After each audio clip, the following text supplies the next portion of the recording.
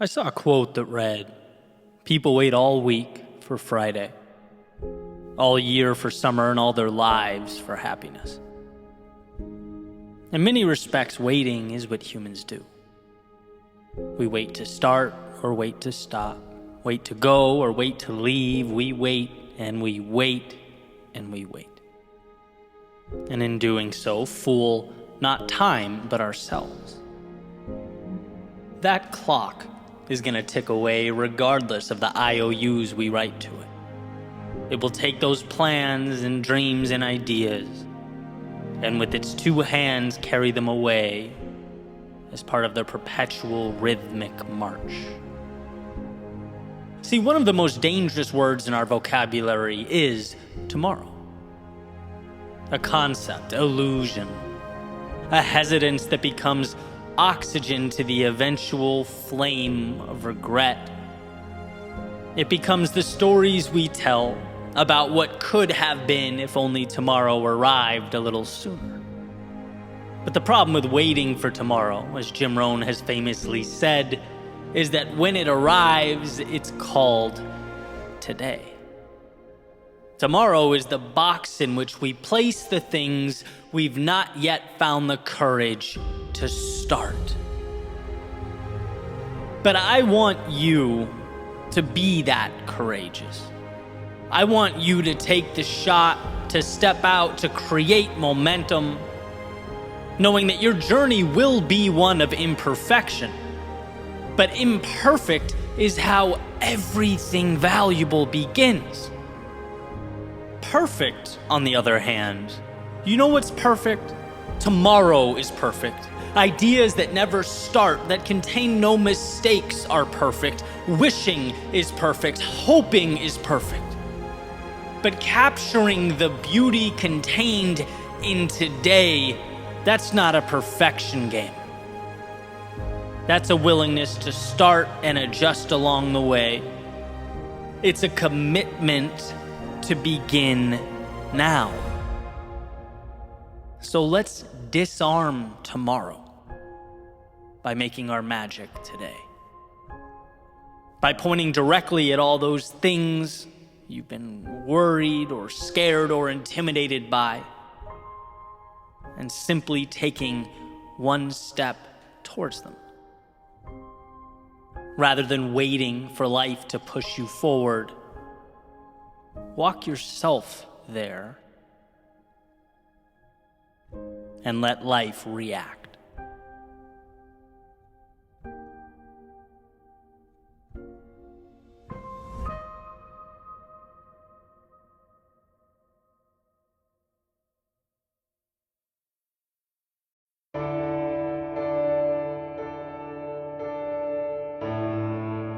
Dear younger me, there's a lot that you don't know. A lot you're pretty sure you understand, but couldn't possibly wrap your hands around. Because the most important things in life, the things that you'll remember, they're the very things that seem like footnotes in your story. Background noise, hidden in plain view. So younger me, hear me out, because time goes by quickly. And we only get one opportunity to do this dance, one chance to do this thing right. Younger me, when you wake up, be thankful for the shoes on your feet, the house you live in, the life you lead. Because if all you do is focus on what you don't have or the next milestone, happiness becomes a mirage. Younger me, the world as you know it isn't something that was destined to be. It's here because people no smarter than you have the courage to build it. Never be scared to challenge what is. This place will be better because of it. And younger me, it will always be easier to play it safe, to stay comfortable, but I want you to understand something. That's not where you'll find the good stuff. If you don't take chances, you'll spend your time wondering what could have been. Younger me, believe in your greatness. This world can be a tough place, and if you don't believe in yourself, no one will do it for you. No one will hand you the sky. Earn excellence every day. It's there, I promise. Younger me, don't get distracted by the small stuff, the little things that so easily consume our energy and emotions. Don't lose sight of who you are and what means the most to you. Everything else washes away. Younger me, you didn't have all the answers, but somehow you were exactly what I needed you to be. You created a map. You showed that change can't happen until one falls victim to life's imperfections. That risks aren't taken until you've experienced regret. That confidence isn't acquired if you don't learn to play the student. And most importantly, if you don't allow yourself to get lost, you will never discover who you truly are. 20 years from now, when we meet again, younger me, I know you'll do the same. I know you'll have given me everything I needed, nothing more and nothing less. Because time goes by quickly. And we only get one opportunity to do this dance, one chance to make this right. And I promise you, younger me, that it won't be wasted.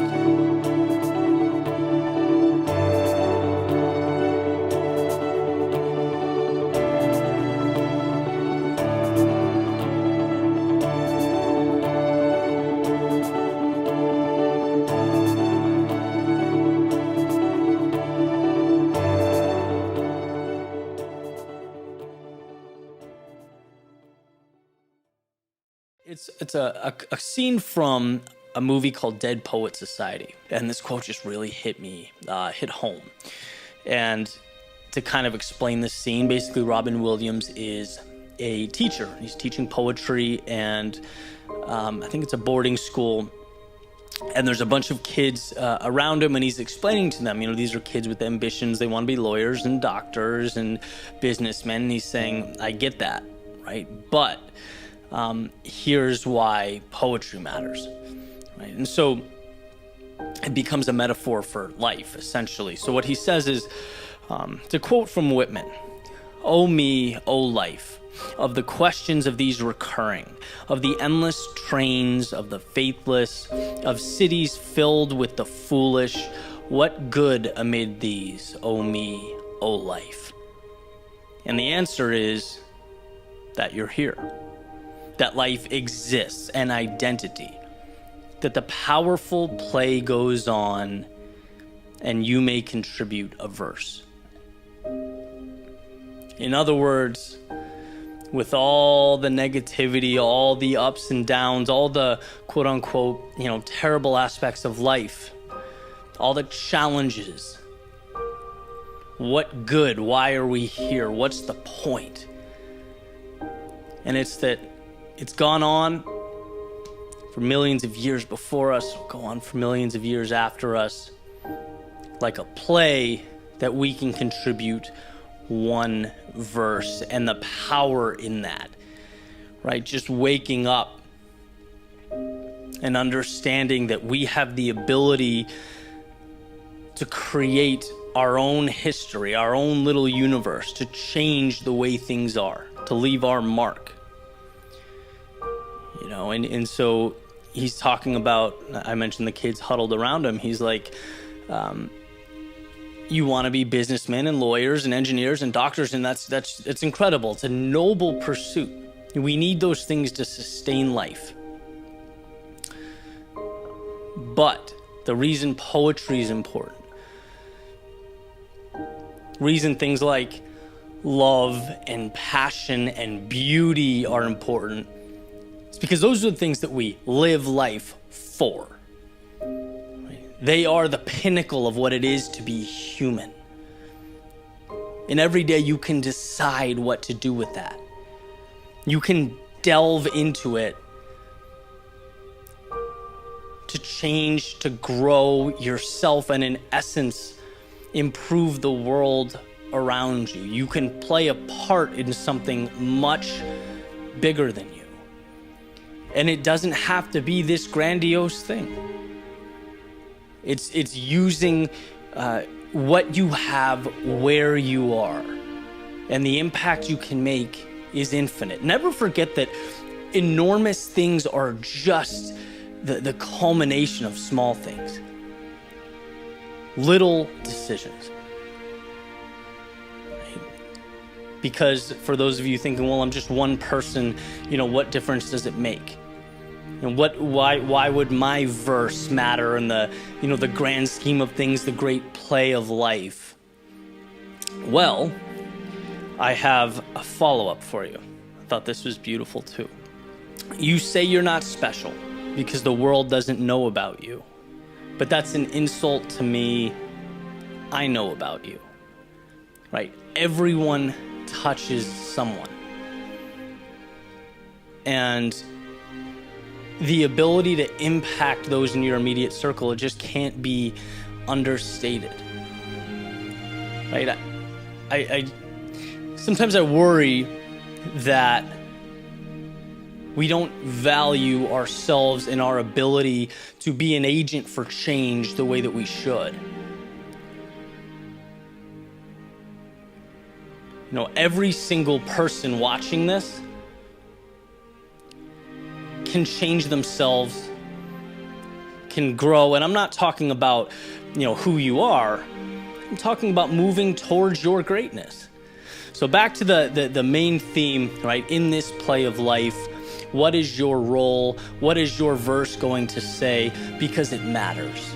It matters more than you know. It matters to you because it's an opportunity. And it's a chance to live every day to the fullest, to embark upon, the important things in life, the elements of being human that really matter. Passion, purpose, enjoying what's around you, growing, learning, and in essence, helping others do the same. When you delve into your greatness, it changes the world.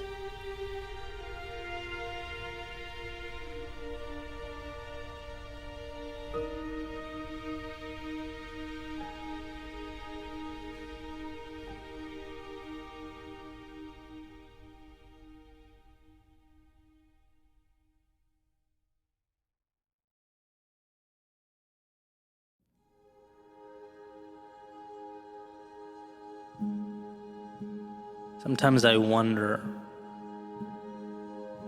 why. Why does this season of life feel like it's one undesirable outcome after another? What happened to the law of averages? When is the win? Where is the light at the end of the tunnel? Why would I continue going in this direction when it feels like that spot on the horizon I've been chasing has eluded me? Why? Why are my results not aligning with my output? It's hard to wake up and do this. It takes all of me to give this much. Sometimes I wonder, where is the delayed gratification everyone speaks of? Where's the fruit of my labor, the arm on my shoulder that says this is why it was all worth it? Why hasn't the payoff shown itself? Why? And why does it seem like every curveball materializes at the worst possible time? Why won't my body cooperate now when I need it most? Why does my mind play with the worst case scenarios? Why does an already challenging path have to be more difficult than it is now? How many ways do I have to feel pain? Why does discomfort follow me around? Why won't life let me shake this? Why?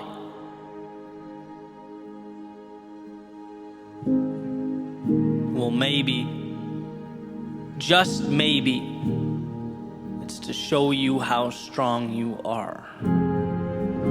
what you can endure.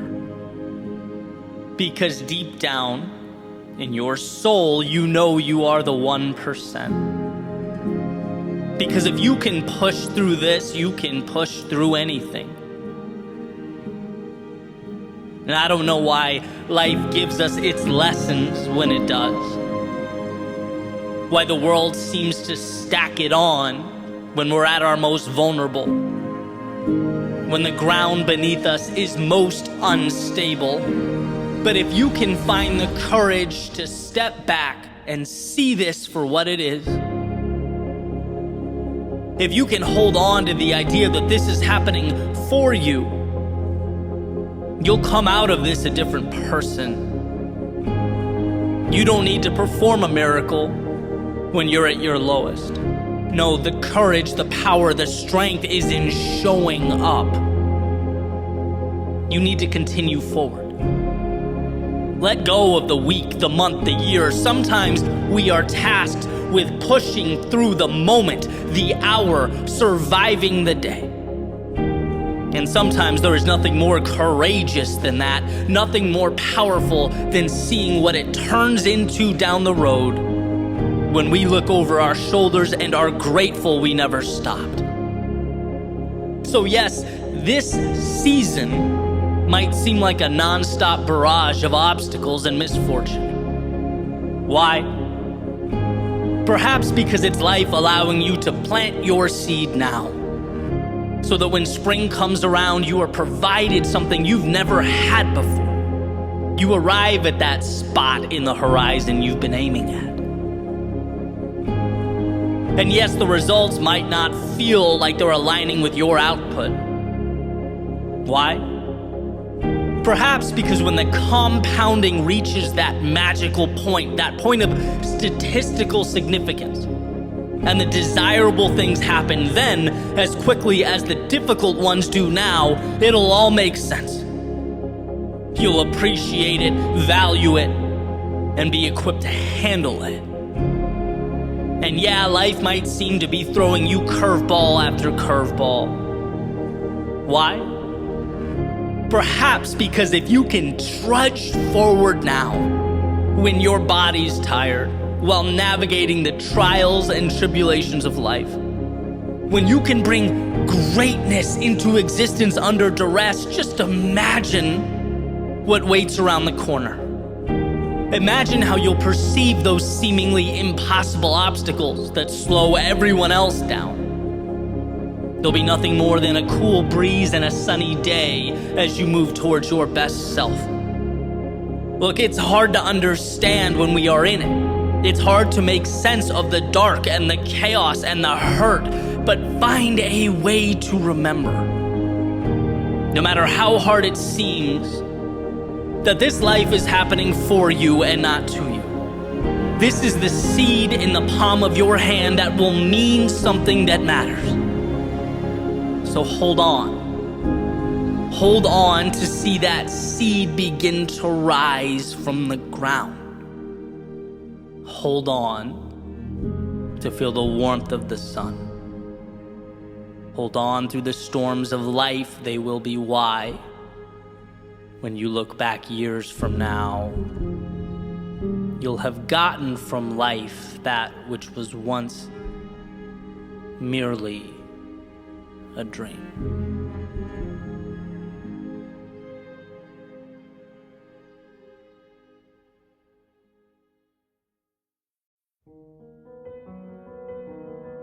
Just go. Sure, things will feel strange at first, abstract at first, wrong at first. It's incredibly difficult to separate from the past. It's hard to detach from the deeply rooted biological whispering of, hey, at least you knew what to expect back there. But that whispering has preservation in mind, not happiness. And at some point, we need to stop preserving that which is not ideal, so go. The walls that once existed, they'll crumble. And this will be startling at first, shocking at first, intimidating at first. It's incredibly difficult to watch foundational structures crumble around us, especially when you know you are the one that lit the fuse. It's hard to walk away from the faint murmur stating, hey, this was your home, how dare you leave it? But those words, they have status quo in mind, not growth. And home is an idea you take with you. It's no set of parameters. Just go. The stories you told yourself, the narratives you thought were forever will prove to be nothing more than the end of an underwhelming chapter. This will feel abrupt at first, unfair at first, will leave you deeply unsatisfied at first. It's incredibly difficult to realize that happily ever afters aren't linear, they're cyclical. It's hard to walk away from the voices pleading with you not to turn the page, stating that because their realities will remain the same, so must yours.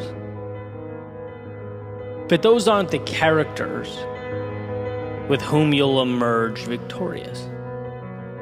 Some movies must be recast, the setting reimagined, the hero reinvented. And so it should be known that your greatest strength is the little steps that you are capable of taking, the little decisions you are capable of making. And remember, safety is not safe when it keeps you from what you need. And the wrong nows have a tendency to evolve into the wrong forevers. The small concessions, well, they become the big mistakes. So if it's a sign you're hoping for, let this be it. If there's a time you're waiting for, let now be that time. If it's someday you are dependent upon, let today be that day. As doing nothing is in fact a decision, but only one of many. One path laid out before you, one single grain of sand, where the edge of today's world touches the shores of tomorrow's. Sometimes it's about the ability to stand up, face the horizon, and just go. Go because it's only upon going that you realize you're capable of the journey. You finally see in yourself the strength you've longed for. It's in going that you realize yesterday's situation wasn't even really the problem. It was your fear of the unknown, of leaving that situation. It was living with the devil you knew, instead of potentially having to face the devil you didn't. That's what happened to your wings. They just felt safer tucked away. But it's in going that we acquire perspective. The tragedies, the devastation, the things that kept us awake at night, they really weren't that bad. But how are we to know? When you build walls around yourself, what's within them becomes your entire world. It's in going that you create yourself. And while everything you need is already beating in your chest, the great unknown before you is the water to that seed, the key to that door. What you fear is exactly what you need. And so the beautiful dance through life goes on. Not beautiful because of its elegance, it's rarely that. But beautiful because of its promise, its malleability, Beautiful because we get to move without answers in order to find answers. Beautiful because what we become is directly proportional to what we're willing to endure. And that means that the universe doesn't judge. It doesn't know us by our failures or our mistakes, but by our courage. Our courage to face all of these things and move forward anyway. To relentlessly explore the resilience of the human spirit. An infinite light in an otherwise finite world, a bridge that is built beneath our feet in real time. And what a weight off of our shoulders to know this. We don't have to get it right. We just have to step out the door trusting that we will pick up enough pieces to put together something meaningful. We just have to go. And then the world, it opens up. Just like that. Leave the old, embrace the new, simple, you think to yourself. Well, yeah, of course, the best things in life are always simple. Always have been, always will be. We just imagine them to be difficult. We have a knack for making simple decisions into complex matrices of cause and effect, pros and cons, wins and losses. We learn to think for years until we finally come to the brilliant realization that happiness, that meaning, that a life well lived comes when we think less. Ready, fire, aim. There is no perfect path, just an adjusted course, an endless series of change, of learning that falling is just a road sign indicating where we need to go next. You can't plan for that. You can't chart a course that doesn't exist. No, you leave who you were yesterday behind and you set sail. They'll ask you, where do you see yourself in 5 years? And you'll think, who knows? But not here. It couldn't be here. It must be somewhere evolved, where pieces of the world shaped your outlook and became the armor that you now wear. New game, new rules, new expectations, new people, new places. And what really changed? Well, how you view yourself. It's funny how it all works.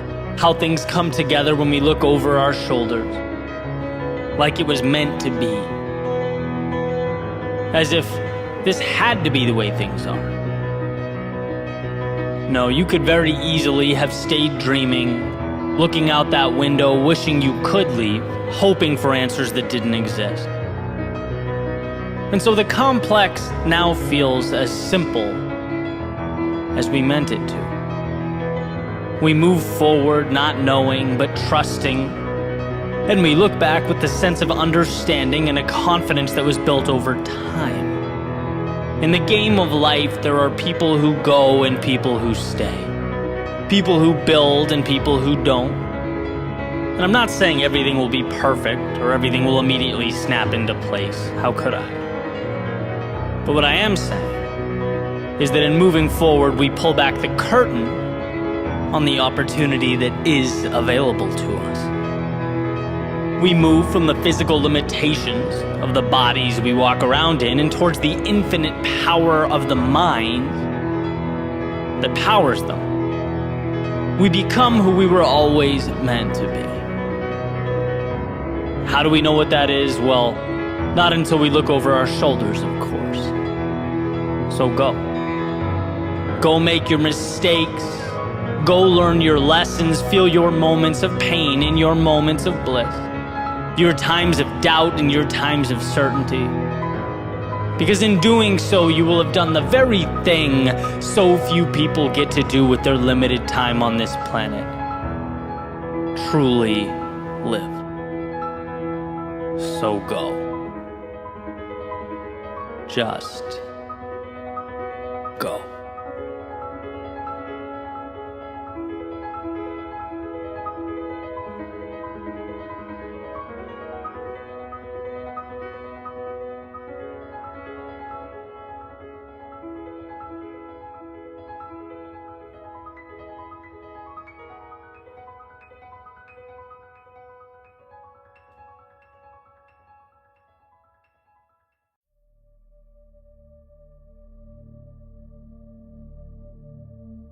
It's easy to look back and think about all the things you could have done differently. Especially since, as we get older, we get wiser, right? Time provides this beautiful gift of clarity. And ultimately, we realize things like maybe a lot of our hesitation was unwarranted. Maybe a lot of our decisions or indecision was fear-based. And knowing that, it's easy to look over your shoulder and feel like you could have lived a different life or taken a different path. At the very least, wish you'd done things differently. But the reality is, everything you've done has, in fact, taken you here, to this moment. And when you dwell on the past, the should-haves and the could-haves, you completely diminish the power of right now, the current moment. You completely underestimate the knowledge and the wisdom you've been collecting for years, whose single job is to assist you in your next move. It's a compounding of experience. The good, the bad, and the ugly has landed you right here, right now, and how beautiful right here is. The infinite blank page. The forever fresh start.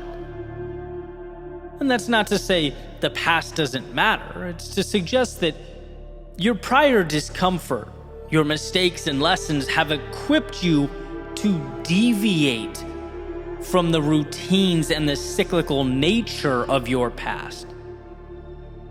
Right? The past is a gateway to now, not a life sentence. And there's a difference. You say last year or last month or last week is valueless because you did X when you should have done Y. I say to that, doing the wrong thing has positioned you to now do the right thing.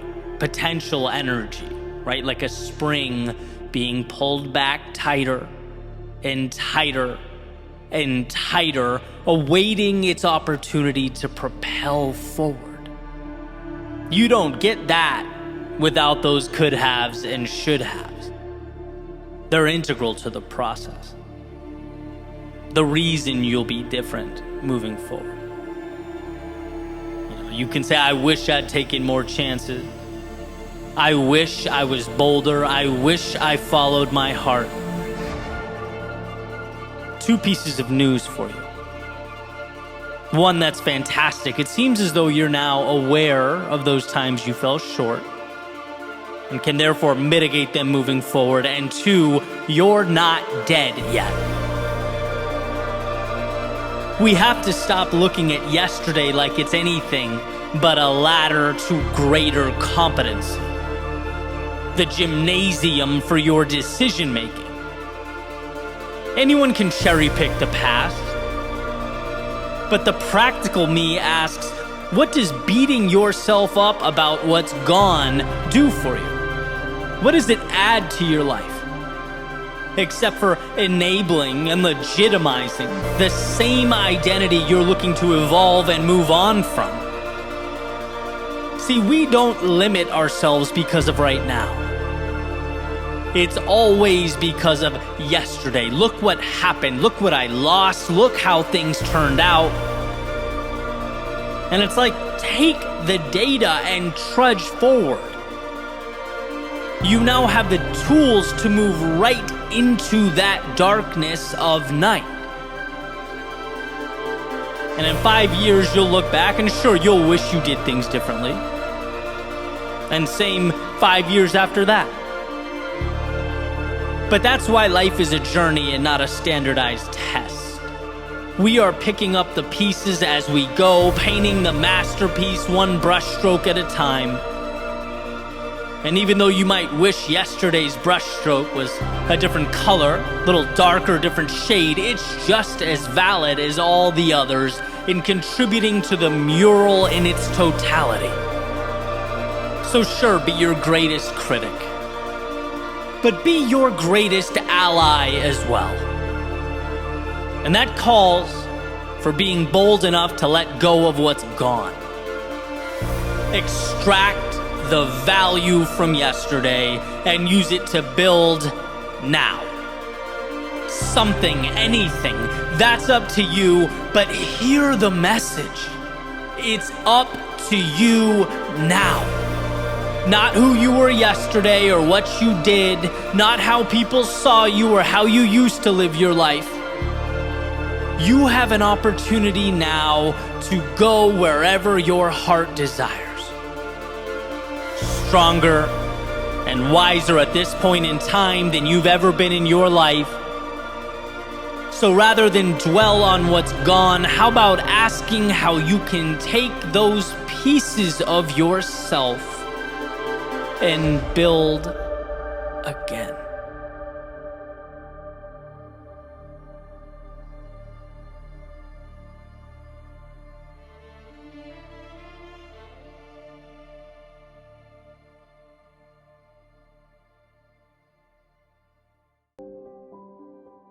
There's a saying, don't worry about losing other people. Worry about losing yourself while trying to please other people. And see, holding on to our authentic selves, not always easy. In fact, Emerson said to be yourself in a world that is constantly trying to make you something else is the greatest accomplishment. And that holds true, right? Especially in our fast-paced world. Shiny objects constantly buzzing around us. Sometimes it seems like the only way to see with clarity is to keep our eyes closed. I was in the car the other day, had Spotify on shuffle, and a Jason Aldean song came on. It's called Better at Being Who I Am. And it's essentially about a guy who loses himself in a relationship a little bit at a time. And the chorus is basically him sharing his epiphany, looking around and going, whoa, what the hell happened? And it was laid out in a way that wasn't sort of the obvious, blatant, be yourself. I mean, sure, part of the theme was how important being yourself is, but the emphasis was on how fragile of a thing that can be. He put a spotlight on the idea that he got good at forgetting he was in a place that he knew he didn't belong. How we can become masters of forgetting that, champions of rationalization. And that was his message, being that he has somehow, somewhere lost himself along the way. That concession after concession can ultimately put you in a place where you don't know who you are, where you can know something isn't quite right, and still, slowly and subtly, it creeps in. It can consume your reality, and that's what cut through me. Not simply because it occurred. It wasn't so much the epiphany itself, but more so that he showed how easily the erosion of the self can occur in our lives, how easily we lose ourselves, how sneaky the whole thing can be. And this particular example is pointing to a relationship with his girlfriend, and it certainly can be this. But it doesn't have to be, and often it's not. It can be a job you don't want to do, but hanging in there just one more day turns into more days than you can count. It can be time with the wrong people, doing the wrong thing, going against your best judgment. It can be the business decision for short-term gain that ultimately points you in a direction you don't want to go, right? Before giving life to that convenient phrase, well, I've come too far to turn back now. Life is like a small child, always gently tugging on his mom's sleeve to get her to stop doing what she's doing and go get ice cream, right? It's the temptation to move away from the task at hand, to abandon the principles just slightly, the objectives just enough that they'll be pulled off track, right? That's always there. And to reiterate, because this nuance is why I think the idea is so important, the message is not simply about being authentic. I think we all understand the value and necessity of authenticity, or at least I hope. Your value is in who you are. The things that make you unique are the gateway to a life of fulfillment. What makes you you? And how can you delve into that? Share it with the world. That's the good stuff. Okay, so let's presume we know this. My fascination and goal is to point out the fact that so much around us is looking to take that authenticity and subtly, over time, transform it. That if we are not aware of what we are, we will lose who we are. And that's where you end up in those wrong relationships, wrong places, doing the wrong things. A lot of times it wasn't deliberate or conscious. It wasn't one swing of the axe. It was letting yourself slip away one day at a time. It's the pressure of an infinite number of things, right? The billion choices you have pulling you in all different directions. It's the people in your life that may have different incentives than you. It's that deep biological tendency to want to appear like you're winning now. It's your brain telling you to do what the crowd does because the alternative creates pain. It's not wanting to let others down because you want to be their source of happiness, completely forgetting that an empty cup has nothing to offer. It's the deception online, the highlight reels, filtered pictures, humble brags, and exaggerated success stories, all prompting us to say, well, then I must have miscalculated. My path must be the wrong path. And maybe we don't come to this realization and immediately jump ship, but we take in a little water every day. Every time we open the app and feel lesser because of an impossible standard. Every time we put the thing that meant something to us on hold for someone else. Every time we chase that shiny object in exchange for what we expect will be short-term validation. But here's the crazy part.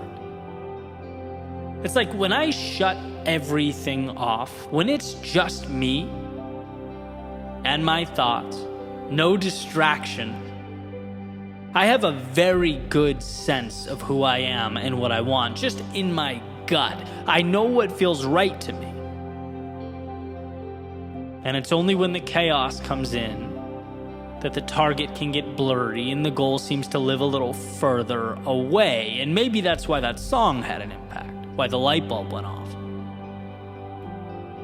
The idea that something so obvious, so powerful, so important can elude us and deceive us. There's something to that. I'm better at being who I am. Of course I am, and so are you. So why don't we? Why isn't there an emphasis there? Why is that something that doesn't get our thought and attention? We can't afford to forfeit that instinct.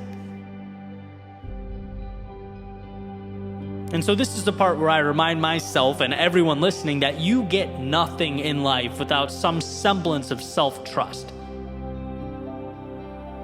You have to take the time to understand who you are and trust yourself to build that from the ground up. Without that, you'll get swept up by the currents of everyday life. But to know what matters in your world and to hold on to it with conviction, that's what it's all about.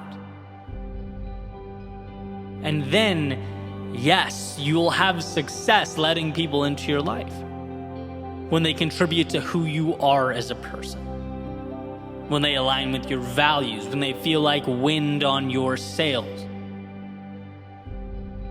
And yeah, of course, take the proven paths and utilize the beneficial tactics, but only when they align with what you are building.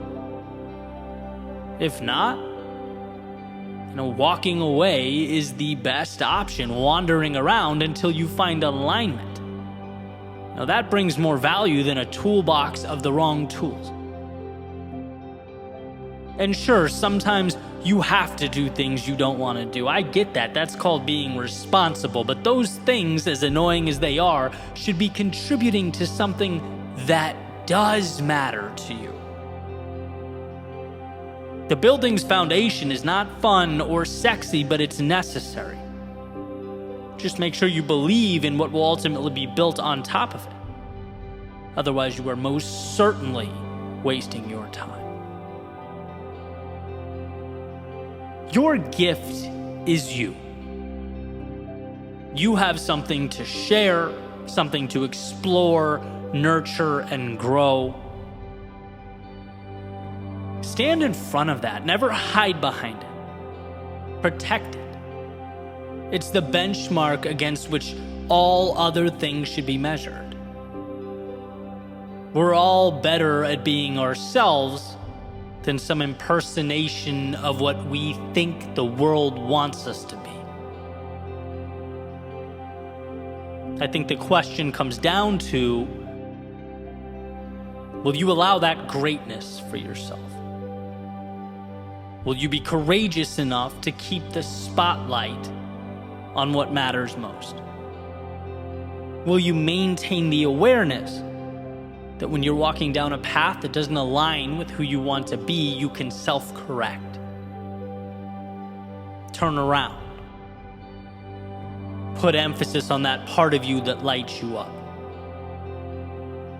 Because that will not only benefit you, but it'll benefit everyone around you and ultimately benefit the world.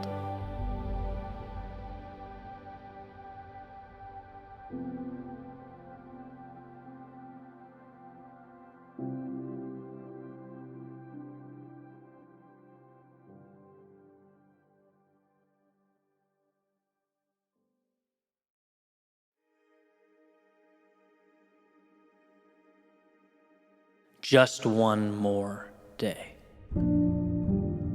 The power is in just one more day. Don't need to have the whole book written, stories told, or city built. It's not about one universal solution to all your problems. It's about continuing forward until the breakthrough. It's about knowing that when it feels most hopeless to go on, that's precisely when it's most important to do so. The world is not asking of you everything, just something.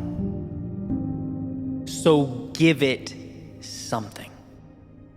Keep yourself in the game. Keep your head up and your eyes open. Keep your feet moving, even if you don't know where they may be leading you. You need not a billion answers, but one breakthrough. One breakthrough. See, we all fall. We all lose our footing. Life can be tough. And being that this is par for the course, the contract we signed before we breathed our first breath of air, it's a fool's errand to exhaust energy on the occurrence, to be angry at the situation, to feel bad about yourself for wandering there. No, it's about recognizing where you are and then finding it within yourself to step away. 1 foot closer to the breakthrough, to recapturing what matters. When things become too big, we simply shut down. Complexity is crippling. But truth be told, the path is not complex. Our manufactured interpretation is what's complex. So simplify. Step forward one more time, a little bit closer to the breakthrough. a little bit nearer to the light at the end of that tunnel. Remember, there is no all-encompassing formula. What there is the strength that emerges from one's willingness to inch forward. When all seems dark, when temporarily you've forgotten what that sense of excitement feels like, when the thrill of progress seems foreign, shut off the mind. This isn't the time to weigh pros versus cons or this versus that. Move into the haze, trusting that what you need will reveal itself. Because as long as you don't stop, it most certainly will. You'll find yourself again, your path again, things will make sense again. But that right is earned now. When we're tired, worn, in our solitude, beaten down, we might not be able to see it in the moment, but that's when the beautiful things are made. So trust that you are the designer you've been looking for all along.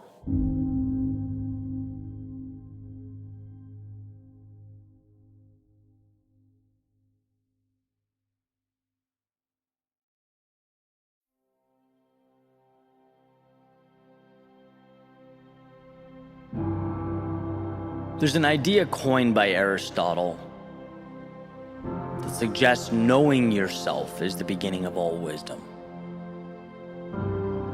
I want to talk a little bit about why I believe that to be true.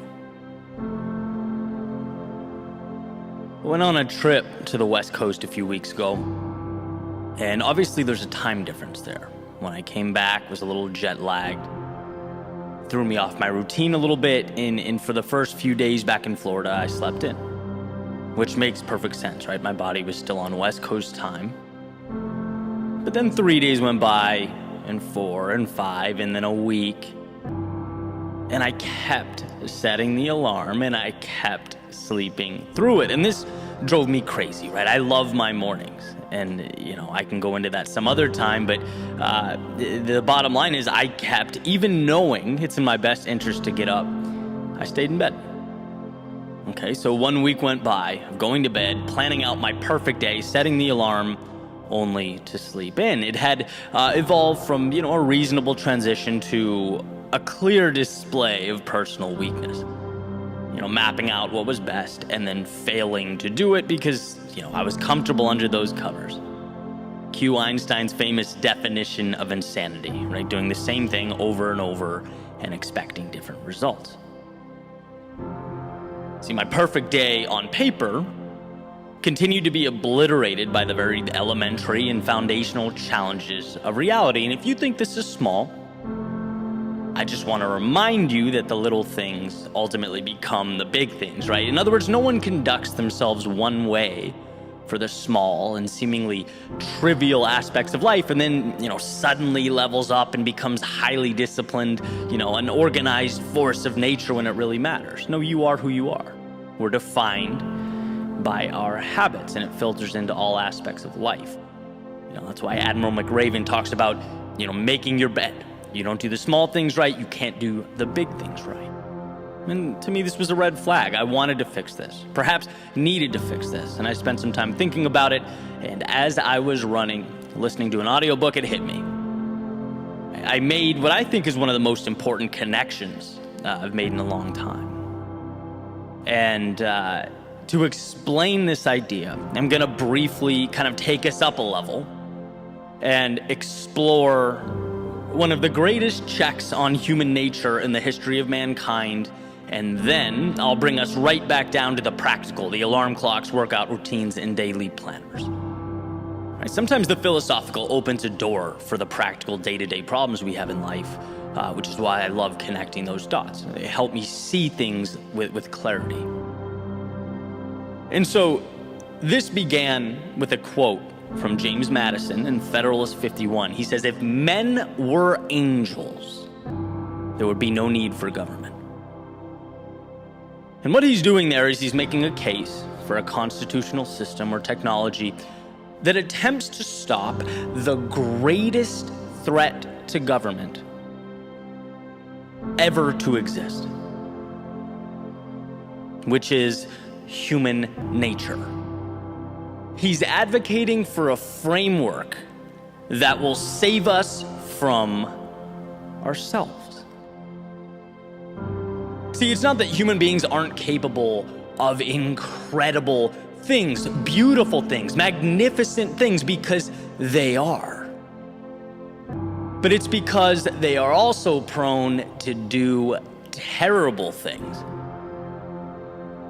We're prone to act irrationally, to seek and hold on to power, to break off into factions and groups.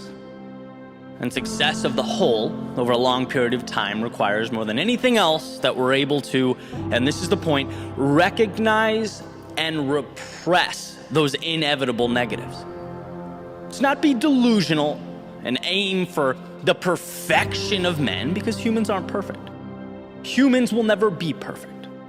And so to wrap this metaphor up, that's why the US governmental system today is modeled all over the world, in places like Canada and India and Brazil.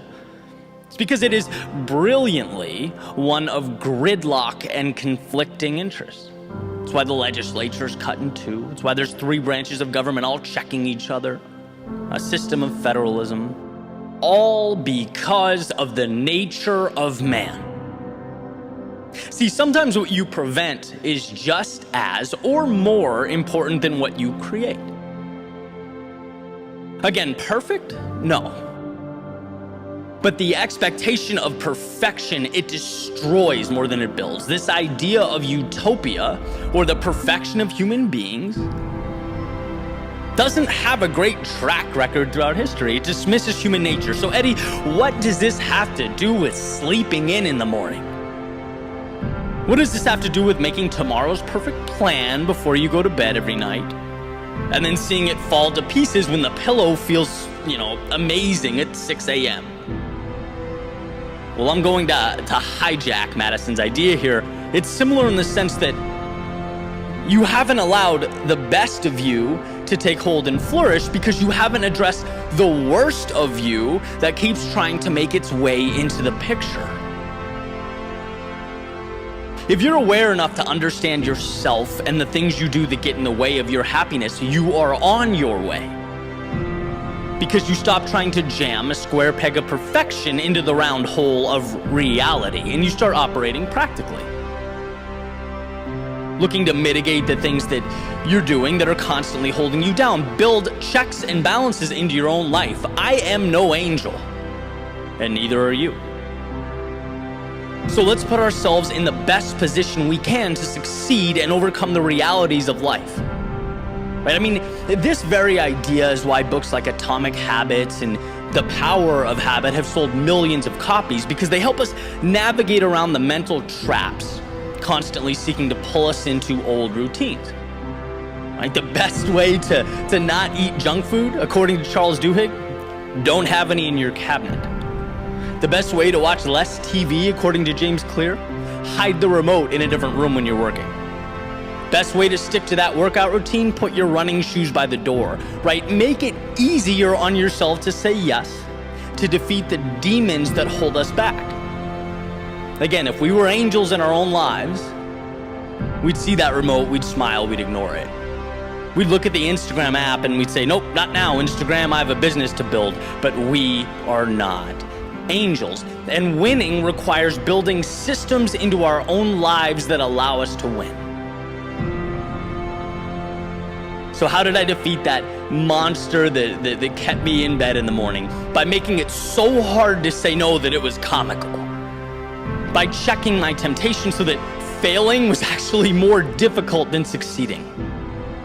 I made my bedroom immaculate, went to bed early, laid out my clothes, put my alarm clock on the other side of the room with a glass of water next to it, and an old album I made in 2014 to remind me how far I've come in the purpose of the journey I'm on. If I was going to fail the next day, it would be because I said no over and over again to everything that's important to me. If I failed that morning, it would mean my priorities need adjusting, not my sleep schedule. And so the next day, I did get up, and as W. Clement Stone said, it was a little hinge that swung a big door. So I believe life is about momentum. Feeling good about yourself, giving yourself the best shot possible to evolve, to grow, to chase down the meaning in life. And absolutely, we want to be better. We want our eyes fixated on the stars and our compass pointing towards the horizon. But we have to first unshackle ourselves from the delusion that we play by a different set of rules than the ones that govern the universe. Winning means understanding yourself and life so that you can be someone who rigs the game in your favor. That's why I love Aristotle's quote. Understanding yourself is the beginning of all wisdom. Until you've truly captured what you want and how you're preventing yourself from getting it, you simply can't operate at a high level. And so I'll end with the reiteration that you are no angel. And no, you never will be perfect. But recognizing and forging your trail around that fact, positioning the best of you to outduel the worst of you, will take you a lot further than staying where you are and waiting for wings.